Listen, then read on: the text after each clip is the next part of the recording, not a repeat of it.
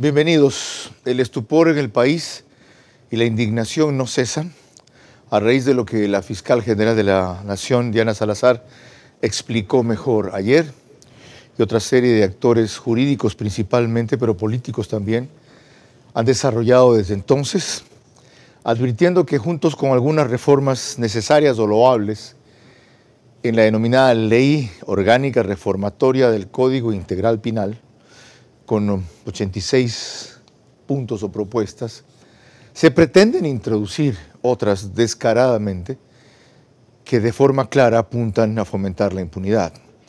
Una incluyendo una causal para el recurso de revisión, en la cual bastaría simplemente el informe de alguna comisión internacional, ni siquiera con ámbito jurisdiccional, es decir, no una sentencia de la Corte Interamericana de Derechos Humanos, por ejemplo, para que pueda apelarse y conseguirse eso. Y en el otro caso, una cuestión quizá mucho más grave que a lo largo del programa vamos a analizar. Ahora, ¿cómo frenar esto? ¿Cómo asumirlo? ¿Qué consecuencias tiene? ¿O estamos exagerando? Esta es la paranoia de siempre, de que el correísmo va a volver, de pretender que se quieren meter por la ventana, etcétera. Dos destacados juristas van a estar en el estudio para responder nuestras inquietudes, la doctora Dialma Blum y el penalista Daniel Curi. Desde Exteriores conversaremos con María Paula Romo, líder de Construye, partido que ha desatado una oposición radical a esta iniciativa, y con el abogado Pablo Encalada, penalista también desde Quito.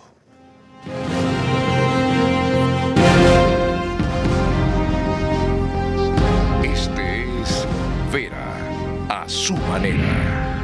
Un comunicador que desde 1975 ha sacudido la televisión con formatos y estilos polémicos, sin ocultar sus simpatías ni jactarse de objetividad, pues el periodismo de opinión siempre asume una posición.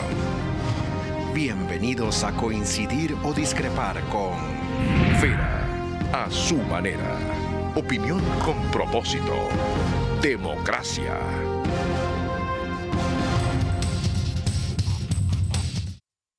Bienvenidos. Permítanme empezar con una nota de pesar, puesto que ha partido alguien que me incluyó en su familia.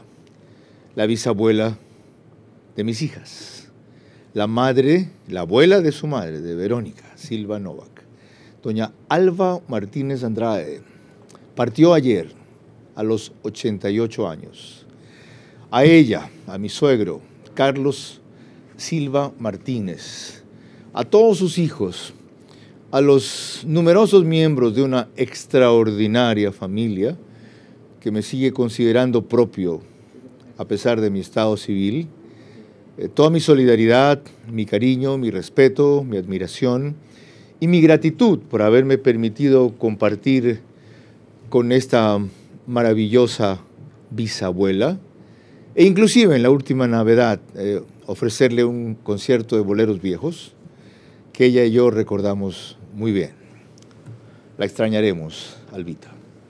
Nos pueden seguir por Facebook y YouTube de Ver a su manera. Estamos también por Extreme TV Cable, canal 15 de Vito TVO o 709, si prefieren alta definición. En DirecTV el canal es 194, Manavisión, canal 9, señal abierta solo en Manaví, en estas dos cableras, y en todas las demás, RTU, que comenzó el programa anoche cuarto de hora antes, por si acaso lo habrán notado algunos.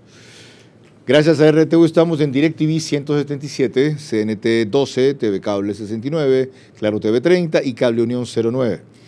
En radio nos pueden seguir por 101.3 FM, Radio Centro, en audio, en imagen para sus plataformas digitales, por Candela con K, 89.3 FM en Manaví, con La Bonita del centro del país, 89.3 FM en Riobamba para Chimborazo, Cotopaxi y Tungurahua, y por 94.5 FM Radio Única en la capital de la República. Los jueves, como es usual, ustedes saben, se incorpora Lorena Ochoa. Bienvenida. ¿Cómo estás, Carlos? Buenas noches. Bienvenidos a todos los que nos ven y nos escuchan.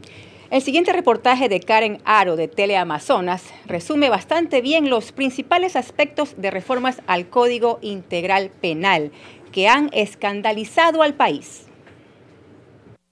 Este es el informe para segundo debate del proyecto de reformas al COIP. Recoge 86 modificaciones a este cuerpo legal y plantea cambios de fondo y de forma. Por ejemplo, modifica el artículo 658, el que plantea que el recurso de revisión de un proceso penal se pueda presentar ante la Corte Nacional después de ejecutoriada la sentencia, si se comprueba que han existido vulneraciones, propuesta que genera cuestionamientos. En Construye advierten que este cambio tendría otras pretensiones. Es una sentencia condenatoria en firme la que estaría beneficiando no solamente a máximos líderes de ciertas organizaciones políticas, sino también dando beneficio a los delincuentes, porque sería el juez el que diría sí, se levanta el proceso y todo el proceso de revisión que ya se hizo anteriormente de investigación se vaya al agua. El legislador social cristiano Otto Vera dice que no respaldarán esta modificación, que como bancada han hecho aportes a estas reformas y lo que esperan es que el presidente de la Asamblea permita que se modifiquen artículos como este y que una vez agotado el debate, la votación se aplace. Nosotros tenemos una línea bien firme, siempre hemos estado tratando de luchar contra la delincuencia, es un tema que lo tenemos más de 30, 40 años y nosotros en esta modificación vamos a aprovechar para que el Código Penal sea lo más fuerte y sobre todo permita el manejo eficiente de los criminales a la hora de que sean procesados. La doctora Dialma Blum vuelve a los tiempos de este programa. Ha estado antes invitada en un par de ocasiones. Ella tiene un magíster en Derecho Penal, la Universidad de Especialidades de Espíritu Santo, un diplomado en Teoría de Argumentación Jurídica, y en la de Salamanca otro en Violencia de Género. Se graduó en la Católica de Guayaquil. Doctora, ¿cuál es una primera visión suya de estas reformas? Bueno, buenas tardes. Algunas reformas en lo que se refiere al régimen abierto de las penas para que no accedan las personas en delitos graves, han incorporado otros tipos penales que hubo un vacío entre la publicación del COIP hasta unas reformas que hubieron del 2019. Entonces las personas que fueron procesadas y sentenciadas en ese periodo del 2014 al 2019 pueden recuperar su libertad, porque estos tipos por los cuales no se los podía acoger a los regímenes semiabiertos o abiertos, recién los están incorporando, los han adicionado ahora. Otros tipos penales. ¿Y eso es justo o no? ¿Es correcto o no? ¿Le parece bien o no? Yo creo que lo hicieron cuando se publicó el COIP. Me parece que fue un error a propósito, porque la mayoría de sentenciados que han recuperado su libertad es porque no se tipificó en qué delitos cabía o se podía aplicar los regímenes abiertos y semiabiertos, porque con la vigencia del Código Penal, del Código de Ejecución de Penas, no podían recuperar la libertad las personas que eran sentenciadas por delitos graves. Y este vacío, ya le digo, ocurrió durante 5 años, en el 2014. Viene a ser un correctivo, entonces, en ese sentido. Sí, pero son precisamente las personas que le han hecho mucho daño a la sociedad en todo este tiempo. ¿Cómo quiénes? Toda la sociedad ataca a las personas que recuperan la libertad en los procesos de garantías penitenciarias. Tenemos, por ejemplo, casos de tráfico de drogas, de asesinato, que antes de la vigencia del COIP, estas personas no se podían acoger a los regímenes de libertad, que antes se llamaban de otra manera, y sin embargo, con la vigencia del COIP sí lo pudieron hacer. Por eso es que son personas reincidentes y tenemos este crecimiento del terrorismo, de todas las infracciones. ¿Esto es entonces un avance o un retroceso? Es un avance, pero no es una solución. Hay solución para eso. Yo creo que la solución más importante no la están incorporando en las reformas al COIP. ¿Qué es? A mi criterio personal, que se debería sancionar a los adolescentes. ¿A partir de qué edad? Los adolescentes deben ser imputables a partir de los 12 años de edad. Coincido. Fíjense que esto se queda afuera. Su primera impresión y visión general de esta ley orgánica reformatoria del COIP, que es absolutamente vasto, no pretendo agotarlo, ni mucho menos en este programa, pero sí tocar lo que a ustedes les parezca sobresaliente y después lo que la sociedad ha encontrado así. Daniel Curi. Muy buenas tardes. Estas reformas contienen unas cosas buenas, unas cosas malas, unas cosas horrorosas y unas cosas que merecen alarse los cabellos, ¿verdad? A ver, dígame una buena. Una buena. Amplía, una buena que a la vez puede ser preocupante. ¿Ya? Amplía el tema del delito de prevaricato de los jueces para que también pueda ser aplicado a los jueces que conocen garantías constitucionales. Porque antes el artículo hablaba únicamente sobre los jueces de la función judicial jurisdiccional y ahora solamente utiliza la palabra jueces. ¿Cuál es el problema con eso? ¿Verdad? Que al momento en que ese artículo empieza a actuar también para la justicia constitucional, significaría entonces que los jueces de la Corte Constitucional, los jueces del Tribunal Electoral y otros, entre comillas, jueces que aparecen por nuestro ordenamiento jurídico, sean capaces de responder por un delito de prevaricato, ¿verdad? Dígame una cosa horrorosa. Pues las reformas tantas que se ha estado discutiendo con respecto al recurso de revisión, el tema con respecto a la reserva que tenían las investigaciones, ¿verdad? Pero también constantemente hay un tema de que se repite mucho la cuestión de como que si existiera un delito de reclutamiento de menores para bandas organizadas o con fines delictivos, ¿verdad? Que no existe ese delito, pero lo quieren hacer imprescriptible o lo quieren hacer de que no sea parte de un error de prohibición, pero no existe ese delito. El delito que existe del artículo 127 es el reclutamiento de niños para bandas armadas, ¿verdad? Pero con fines bélicos, ¿verdad? Dígame una más de las otras dos categorías que mencionó. ¿Eran? Una buena, una horrible, horrorosa, mala, ¿verdad? ¿Una mala? De las cosas malas, o para mí malas, me parece también, como criterio personal, que se amplía demasiado el ámbito de cuáles son las conductas que no permiten sustitución de la prisión preventiva, ¿verdad? Lo expanden demasiado esa... ¿Y una preocupante? ¿O la última categoría que usted mencionó? Preocupante, que lo vemos justamente de una u otra manera como política criminal, de cómo simplemente se quiere aumentar las penas, pensando que el aumento de las penas va realmente a solucionar este problema, porque el aumento de las penas, penológicamente o para efectos políticos criminales, casi no sirve. Lo que sirve es que se siga una investigación y que se sancione a las personas. La persona no está viendo cuál es la pena que me van a poner, la persona está viendo es cómo me voy a escapar. De paso, algún rato, gracias a los dos por esta primera visión, algún rato, solo sobre este aspecto, me comprometo a hacer un programa, porque es apasionante, polémico y vasto, y tengo yo una opinión como estudiante de leyes que es secundaria con relación a los que saben del tema. Lorena. En su entrevista de anoche con Carlos Vera, la fiscal general de la Nación llamó a varias de las pretendidas reformas impulsadas por la mayoría correísta en la Asamblea como un nuevo intento de metida de mano a la justicia. Estamos a punto de vivir una nueva metida de mano en la justicia, esta vez desde el ámbito procesal. ¿Por qué? Porque a través de esta concebida reforma al Código Orgánico Integral Penal se pretenden incorporar figuras nuevas, por ejemplo, quitando la titularidad de la acción penal. Me refiero a 4 puntos específicos que me parecen que son alarmantes y que el Ecuador no puede permitir. En primer lugar, lo que usted ya ha anticipado es esta incorporación de un nuevo elemento que podría ser válido para presentar el recurso de revisión. Me refiero a que cuando venga un informe de la Corte Interamericana de Derechos Humanos, de una relatoría, se puede pasar a este tema. Lo que pasa es que se estaría legislando a la carta, porque algunos sentenciados necesitan acogerse a ese recurso de revisión y como los casos acá en el Ecuador son serios, han sido presentados con pruebas válidas, no han podido acceder a este recurso. Por eso creo que no debe pasar. ¿Y a la medida de quién es hecho eso? A la medida de aquellas personas que necesitan verse beneficiados por este recurso.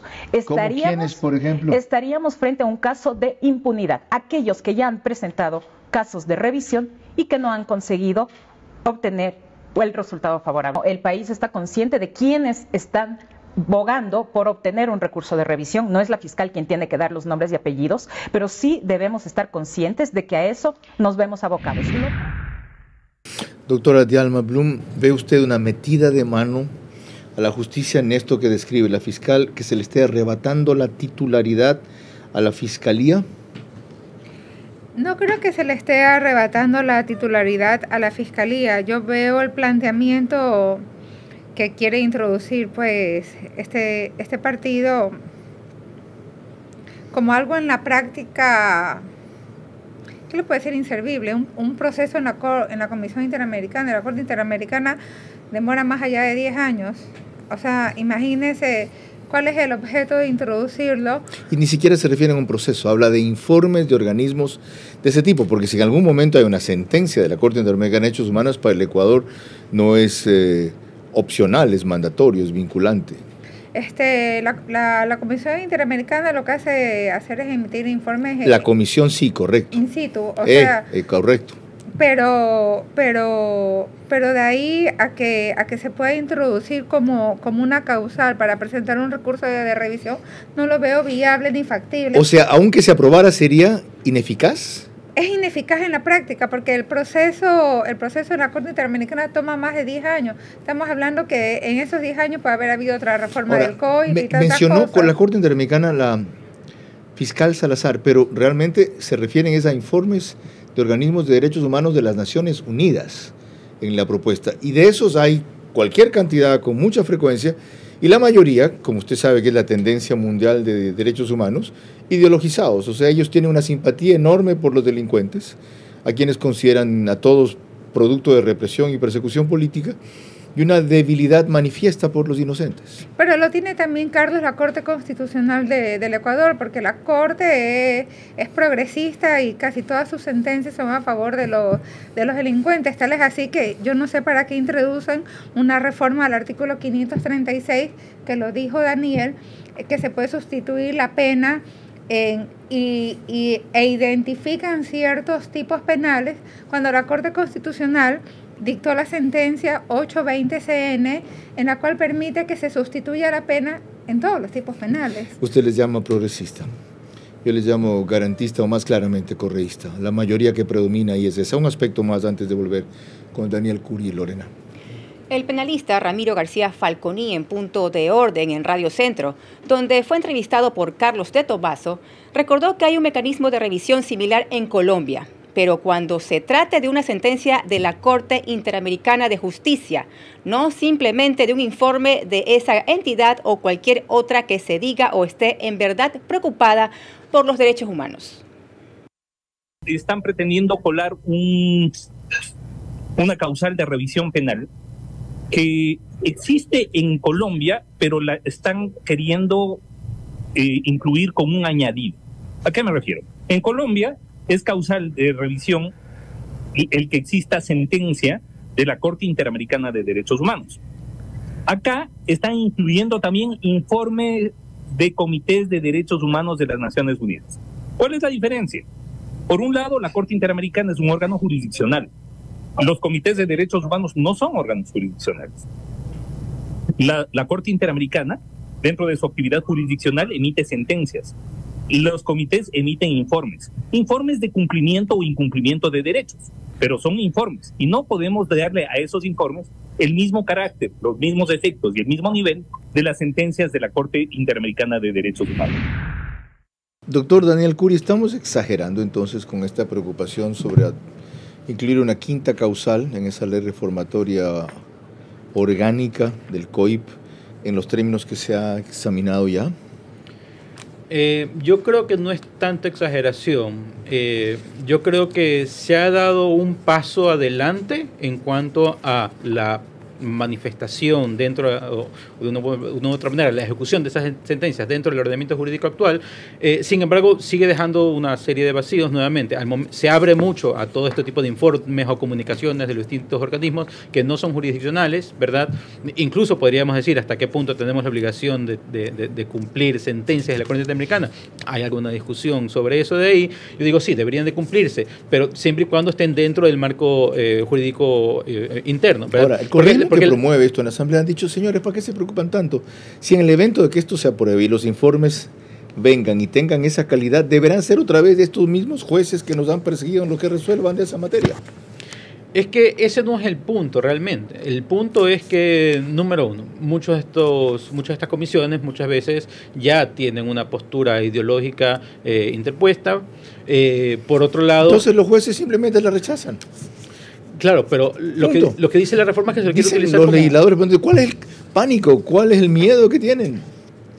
A ver, ¿Cuál es a ver, yo como abogado y como penalista, el miedo es que se quite la posibilidad de que, por ejemplo, cuando la Corte diga, ustedes investigaron mal un caso y deberían realmente perseguir, es decir, el caso contrario, no a los casos donde condenan mal, sino a los casos donde declaran inocente mal, ¿verdad? Y que la Corte ordena investigar esos casos, ahí no se está poniendo ningún tipo de recurso. Correcto. Y no se están abriendo ningún tipo de posibilidad de poder realmente perseguir a los autores, como por ejemplo el caso Guzmán Albarracín y otros tipos de ¿Y existen recursos para eso en el Ecuador? No. No está para eso la casación, que es cuando aparezca un hecho absolutamente... No. La revisión es cuando aparece un hecho nuevo, un hecho fáctico. Un hecho nuevo a una sentencia condenatoria. Ya, y la casación, que es cuando en el procedimiento algo se hizo mal. No, es que la casación sigue siendo como un recurso dentro del proceso. Ok. La revisión es solamente es después es concluido de la casación, el proceso en cualquier cuando hay momento. sentencia ejecutoriada. Exacto, sentencia condenatoria. Condenatoria, ok, para que lo tengan claro. Ya ven la trascendencia que esto tiene y puede llegar a tener y la forma en que el tratamiento de la Asamblea lo ha ensuciado. Entre otras cosas, sacándolo por una semana corta de 3 días. Suena a lo que antes llamábamos carnavalazo en el país, que eran los golpes de Estado que se daban aprovechando ese descanso largo en que todo el mundo bajaba la guardia. Solo que creo que esta vez no les funcionó. Lorena. Cuando volvamos, la oposición que ha tenido Construye, liderando la oposición a estas reformas al COIP desde la Asamblea. También vía Zoom su líder desde los Estados Unidos, María Paula Romo. Si la Asamblea, con su mayoría correísta, socialcristiana y novoísta, se atreve a pasar reformas al COIP que abren camino a la impunidad de grandes delincuentes, el presidente deberá vetarlas en su totalidad para salvar el avance de su batalla contra la inseguridad. Les recuerdo a ustedes que el reprise del programa es por OnePlus, Canal 14, en las 3 cabelas que lo reproducen el mismo número.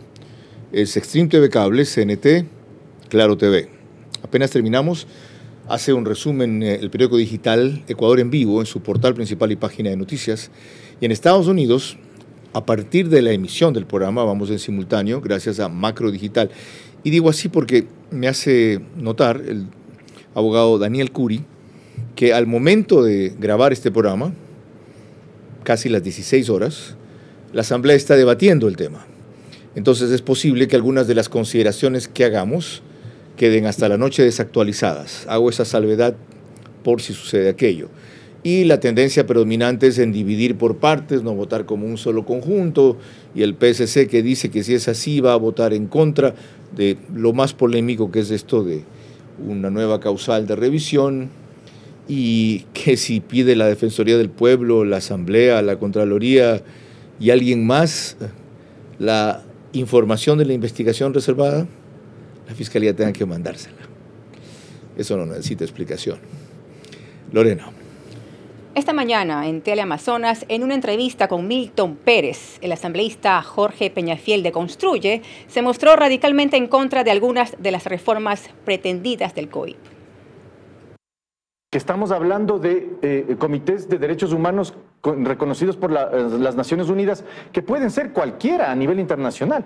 Entonces, de acuerdo a la ideología, de acuerdo a la cercanía política, podría darse que se obtenga un pronunciamiento de estos comités, con lo cual, abriendo este boquete, se puede permitir la revisión de las sentencias ejecutoriadas, dando al traste con esto, con el principio de unidad jurisdiccional, dando al traste con el principio de jerarquía jurídica, incluso yendo en contra de del sistema jurídico ecuatoriano como está concebido en la actualidad. Es decir, esta reforma podría dar pie precisamente a que todos los delincuentes con sentencias ejecutoriadas vayan a buscar en los comités de derechos humanos en el extranjero cualquier salvedad o solución a su problema.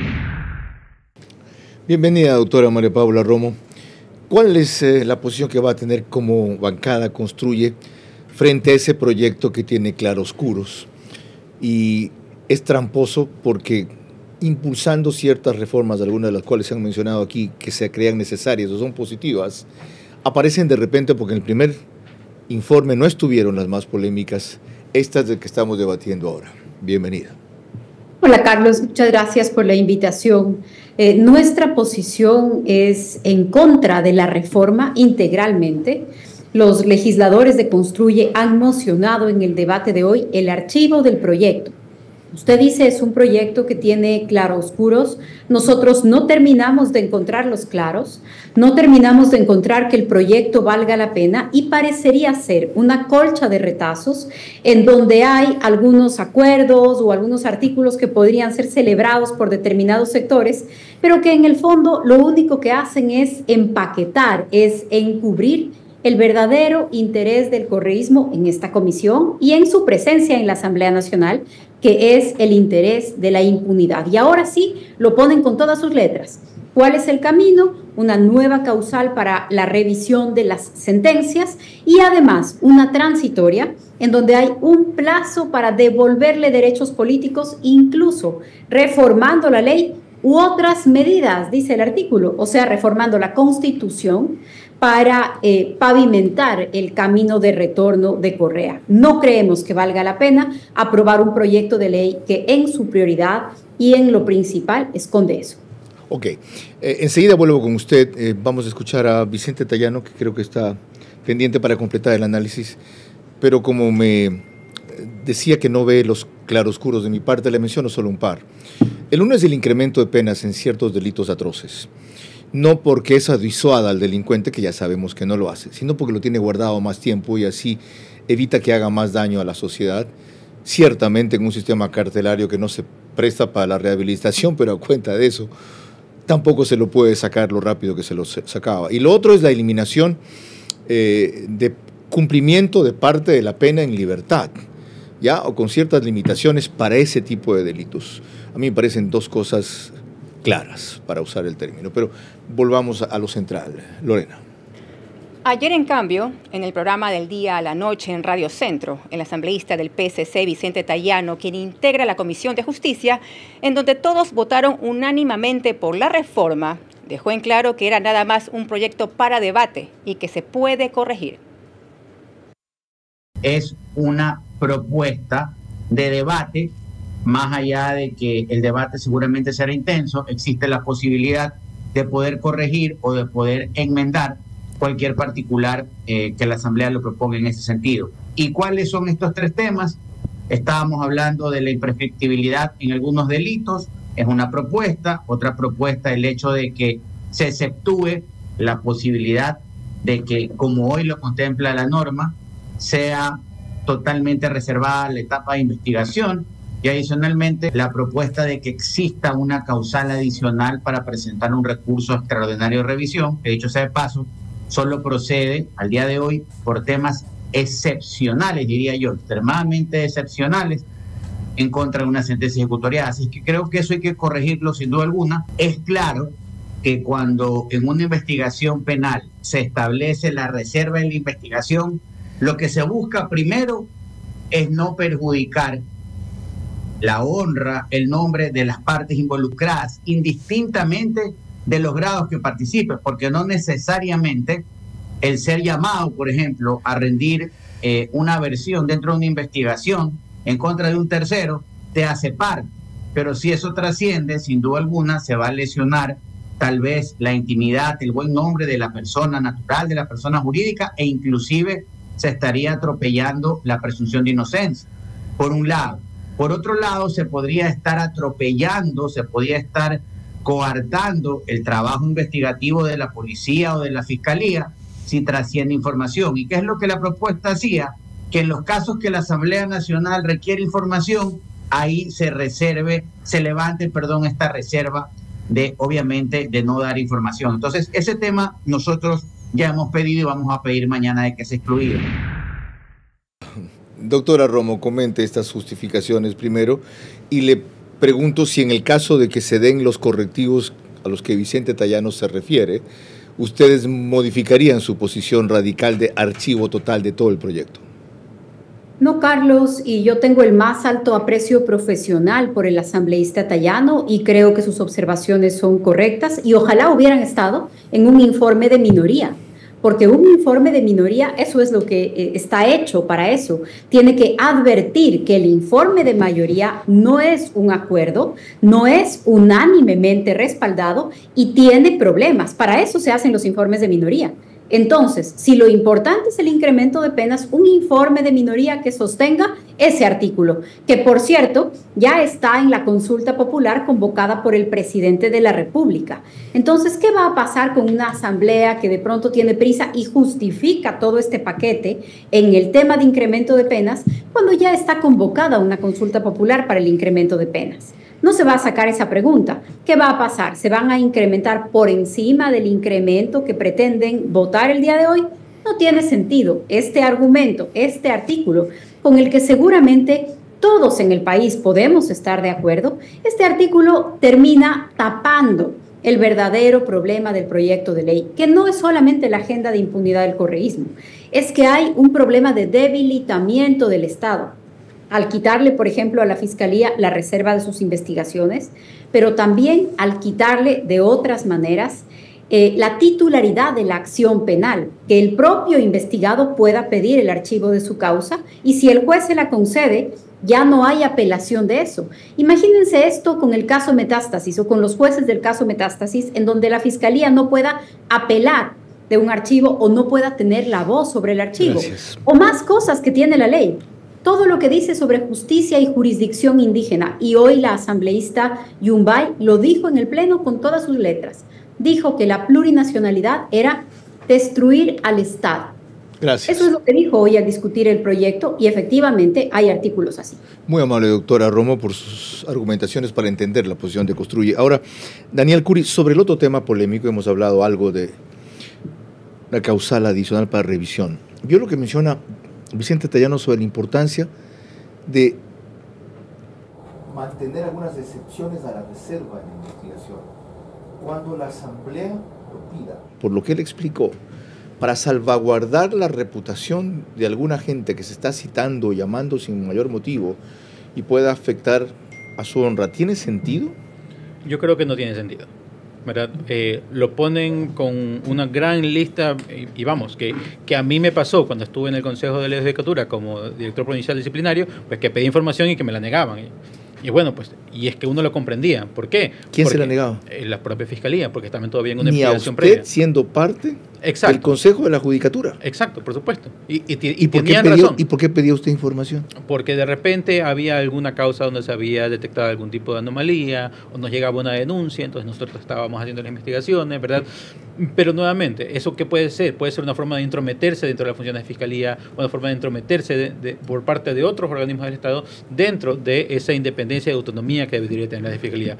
Terminar la investigación, perfecto, pidan lo que pidan, pero déjenlos investigar. Doctora Blum, ¿tiene sentido en estos casos o en algún otro caso romper la reserva? ¿Tiene que ser la reserva una cosa absolutamente infranqueable? Mire, yo no sé si realmente ellos entienden lo que es el concepto de reserva de la investigación, porque cuando... Ellos entienden, ¿a quién se refiere? A los legisladores. Le digo por qué, porque cuando a una persona se le investiga, la página de la Fiscalía es una página pública, entonces todo el mundo sabe a quién se lo está investigando. Es decir, esa violación a la honra, porque aquí puede Juanito denunciar a Pepito por lo que quiera, y usted ya aparece en una página web pública que nunca, déjeme decirle, va a poder borrar esa información, a no ser que lo haga posteriormente a través de un habeas data, y esto es... Pero la preocupación de Vicente Tellano, según lo que escuchamos, no era tanto de eso, sino de terceros que como parte de esa investigación se llaman y de repente aparecen como fueran parte central involucrados. En ese caso no tiene sentido. Yo creo que es una falsa apreciación de las personas, porque la investigación, aunque es reservada, ya le digo, todas las personas tienen acceso a ella, a saber lo que hay en ella, porque aparece en una página web pública. Ok, no. Sigue siendo entonces lo de la reserva aún así relativo, no es infranqueable. No. En la medida en que fulano está investigando, está enjuiciando a Mergano por tal cosa. Además que no solamente deberían reformar eso, sino que deberían reformar el Código Orgánico de la Función Judicial, que también permite que se obtengan copias de la investigación previa que tienen carácter de reservado. ¿Sin ser parte del proceso? Así es, permite que se entreguen copias. Si no me equivoco es el artículo 282, 282 numeral 1. ¿Ya ven lo vasto, lo complejo, lo amplio, lo urgente, lo importante de este tema en otras aristas más allá de las dos que nos indignan y escandalizan, como las que aquí han citado nuestros invitados. Lorena. Cuando volvamos, la opinión de Hernán Pérez Luz, quien hace notar que las pretendidas reformas al COIP no solo benefician a Correa, sino a toda la delincuencia. Además, vía Zoom, la opinión del penalista Pablo Encalada. Si la Asamblea, con su mayoría correísta, socialcristiana y novoísta, se atreve a pasar reformas al COIP que abren camino a la impunidad de grandes delincuentes, el presidente deberá vetarlas en su totalidad para salvar el avance de su batalla contra la inseguridad. Proseguimos. Apasionante tema, no descarten que hagamos capítulo 2, no sé si mañana mismo o el domingo nuevamente, depende de cómo termine el asunto en este rato en marcha en la sesión de la Asamblea. Lorena. Hernán Pérez Luz, durante una entrevista con Carlos Rojas esta mañana en Ecuavisa, destacó que la pretendida reforma al COIP no solo beneficia a un delincuente sentenciado como Rafael Correa, sino en general a toda la delincuencia, y explicó por qué. Este es un proyecto de reforma que nace de la Asamblea, nace de una comisión y ha sido aprobado por esta comisión y ha sido aprobado en primer debate, no solamente para beneficiar al señor Correa. Esto no es solamente una dedicatoria a él, que ya es bastante grave y bastante reprochable redactar leyes con dedicatoria como lo que está sucediendo en el Ecuador ahora, sino que esta es una norma, una reforma que va a beneficiar a la delincuencia en el Ecuador. Y eso es lo que probablemente no van a entender en los organismos internacionales. ¿Cómo es posible que el Ecuador, que se enfrenta a esta batalla desigual contra el crimen organizado, sus políticos se dedican ahora a aprobar leyes que básicamente van a beneficiar a la delincuencia organizada? El punto es que hay ahí una norma muy genérica sobre organismos de derechos humanos que no tienen jurisdicción, que no son tribunales, que no son cortes. Doctor Pablo Encalada, penalista, bienvenido. Gracias por seguirnos y esperarnos. ¿Es cierto que esto va a beneficiar a la delincuencia en general y que no es una dedicatoria clara hacia Correa, como afirmaba hace un rato, por ejemplo, María Paula Romo? Carlos, saludos a usted y a toda la audiencia. Bueno, yo creo que efectivamente estas reformas están propuestas con una dedicatoria, pero sin ninguna duda. Yo ni siquiera me detengo a analizar esto si es que podría beneficiar a otras personas. Es claramente que tiene una dedicatoria para Rafael Correa, tanto así que en la disposición general única, es decir, hay un apartado especial para Correa, dice que la Corte Nacional debe incluso revisar de oficio esta sentencia y les pone plazos, ¿no es cierto? Ya solo faltaba que le pongan nombre y apellido. Dentro de todas las reformas, más bien lo que está haciéndose son 87 artículos, más la disposición general, 88 artículos, en donde se está camuflando, es un caballo de Troya, en donde a partir de normas, de reformas, que endurecen penas, que cambian ciertas reglas, es decir, supuestamente reformas que favorecen la lucha contra el crimen, ¿no es cierto?, nos están metiendo esto que es realmente el fondo de este proyecto. En verdad, dice esa disposición general, la Corte Nacional de Justicia revisará de oficio y sin demora, disculpe que lea del celular, no te acostumbraba, esto lo mío es el papel, pero no tenía el print de esta cuestión. Y es un problema, bajar, volver, subir, no es como el papel. Dios, me dejo de quejar. Las sentencias afectadas por dichas decisiones, observaciones, etcétera, recomendaciones internacionales, los servidores judiciales y públicos ejecutarán en un plazo no mayor de 45 días desde su notificación formal. Eso no es agilidad de la justicia. ¿Cuál es su problema? Claro, y lo más curioso de todo es que digamos, el recurso de revisión, los recursos procesales son una atribución, una facultad que tienen las personas que están siendo, digamos, los justiciables, quienes forman parte de un proceso penal, y que pueden o no ejercer esta atribución, ¿no es cierto? Un derecho que se puede ejercer o no. Lo que está diciendo la Asamblea Nacional es que tiene que haber un recurso de revisión de oficio. Entonces ya es inaudito. Lo que está, incluso aquí está interfiriendo en otro poder del Estado. Así que no creo si son o están muy coludidos en la comisión de la Asamblea, de la Comisión de Justicia, porque la aprueban por unanimidad, ojo, hay 4 de UNES, hay 2 del Partido Social Cristiano, hay uno incluso de gente buena, ¿no es cierto? Hay 2 independientes, pero lo aprueban por unanimidad a este proyecto de ley. Realmente algunos lo aprueban por ignorancia. Lo otro...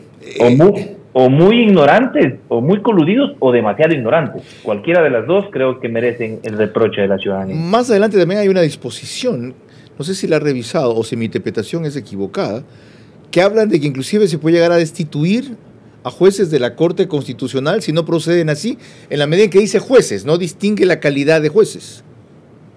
Sí, es en la misma disposición general, ¿no es cierto? Lo que está haciendo es una amenaza, ¿no? Es una amenaza. Si usted no cumple con esto que yo le estoy ordenando desde la Asamblea Nacional, cualquier juez puede ser destituido, ¿no es cierto? Eso es lo que está haciendo. Y claro, y dentro de todo lo que nos está diciendo es incorporando 2 posibilidades del recurso de revisión, y yo creo que esto debe tener claro la ciudadanía, si es que no lo tiene. El recurso de revisión es una situación absolutamente excepcional por la cual se puede revisar una sentencia condenatoria cuando ésta ya está en firme, o sea, ya no hay ningún recurso.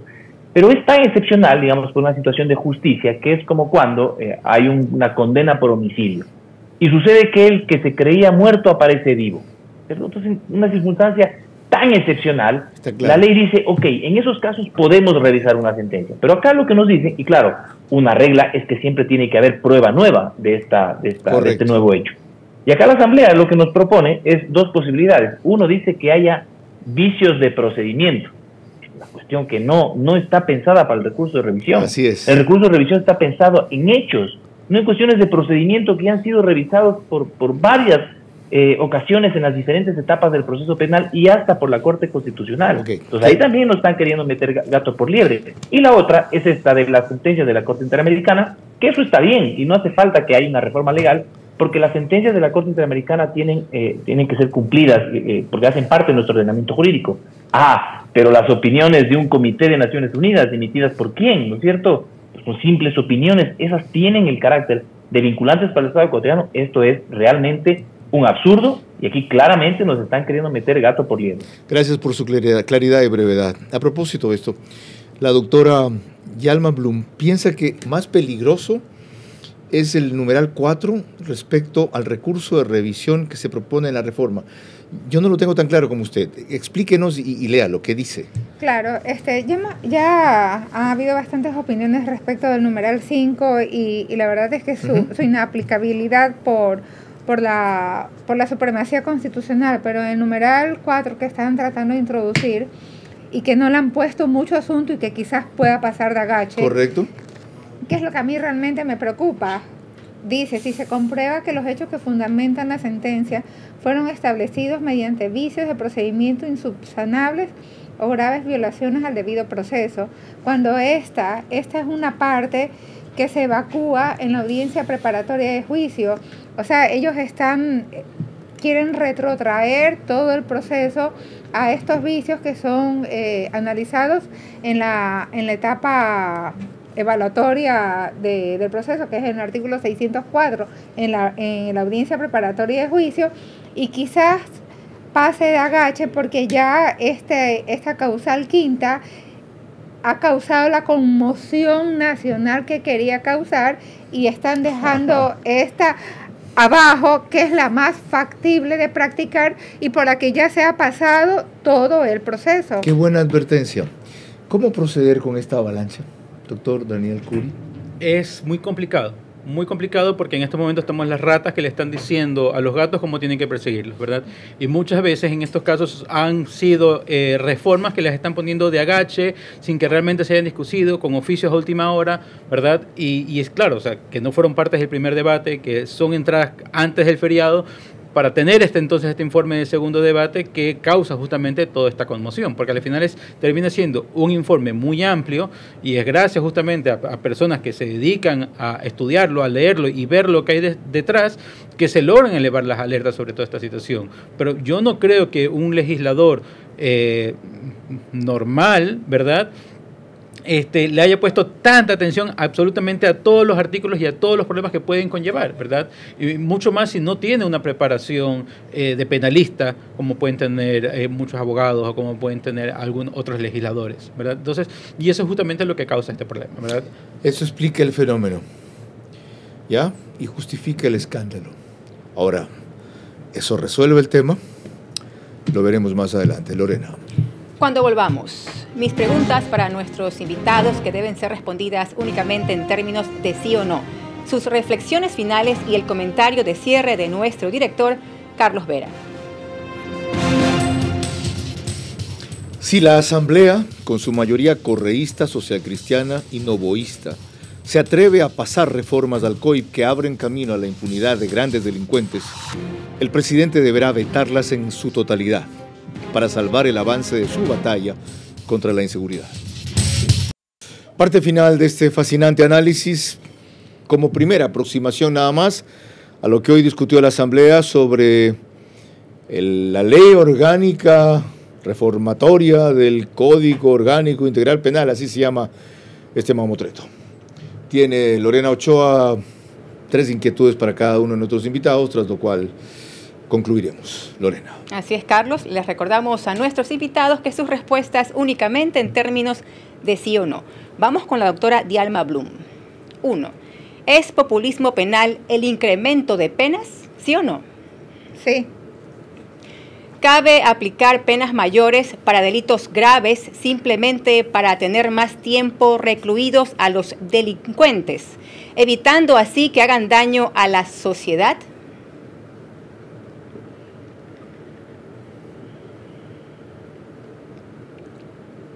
Me parece que no es la solución. 3. Cuando sea una realidad la rehabilitación social, entonces sí cabría reducir penas, ¿sí o no? No creo en la rehabilitación social. Gracias. Daniel Curi, número 1. En caso de que el proyecto salga como está, ¿es peligroso un veto parcial del presidente, sí o no? Sí. 2.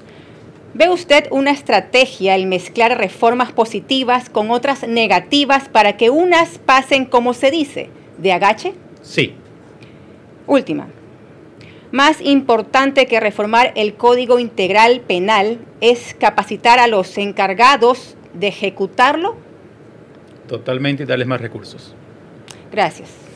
Doctora Dialma Blum, ¿qué hacemos con este caso puntual de reformas como las que ustedes han analizado, para usar el término de Daniel Curi, algunas de ellas horrorosas, intercaladas con otras que largamente han sido reclamadas? ¿Cómo debe procesar esto?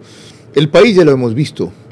La Asamblea y el presidente, le pregunto, y más que la Asamblea, también lo hemos visto, el presidente.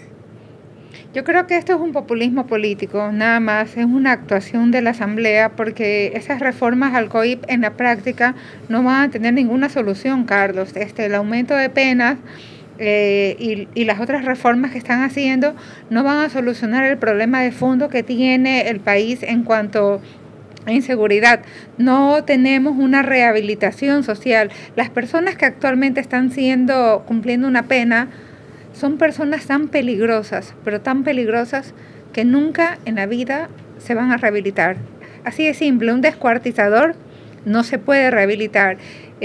No creo que tampoco las preguntas de que vayamos a tener la consulta popular vayan a tener algún significado positivo, porque para mí en lo particular, dada mi experiencia y la utilización de adolescentes en toda esta infraestructura criminal, obliga a que ellos sean sancionados para reducir de alguna manera el cometimiento de las penas. Bien, ¿por dónde tomamos entonces, Daniel Curi, en esta circunstancia en que la inseguridad exigía una serie de cambios en la legislación penal? Y resulta que cuando algunos se incluyen ahora y otros más bien resultan, como en su caso usted ha mencionado, un retroceso, todo queda en nada. ¿Qué hacemos?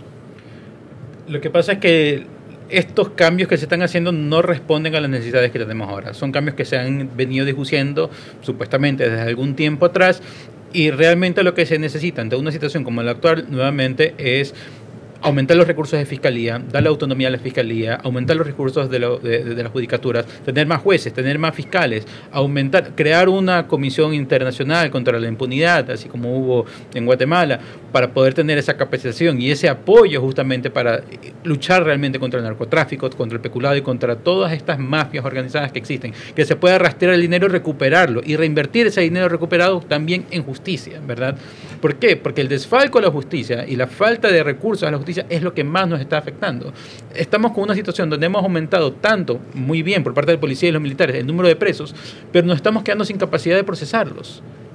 Gracias a ustedes por compendiar también sus reparos a una iniciativa que hemos visto desde distintas aristas. No tiene mayor sentido. Las 2 o 3 cosas rescatables que tenía las han arruinado con las deleznables que han incluido.